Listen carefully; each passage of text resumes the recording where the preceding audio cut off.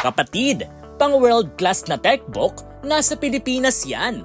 Idinaraos ang iba't ibang skills development competitions, mula hairdressing hanggang robotics.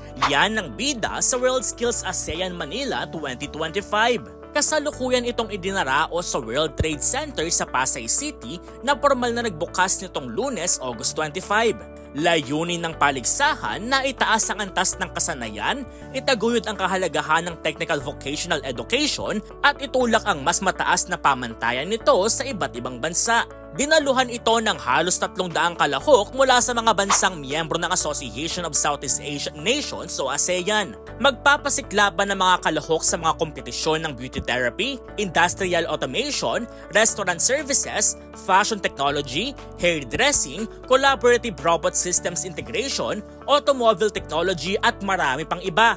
Tampok din ng ilang pambihirang exhibit na ayon sa exhibitors ay integrated ang mga ito sa subjects ng technical vocational education.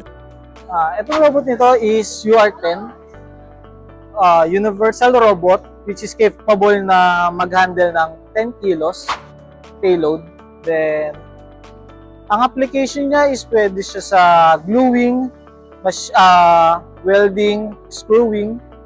Lahat ng application na kayang i-handle ng kamay natin is pwede niyang gawin. Magtatapos ang kompetisyon sa Sabado, August 30 sa SMX Convention Center Manila sa Pasay City. Ito ang pangalawang beses na ginanap ang kompetisyong ito sa Pilipinas.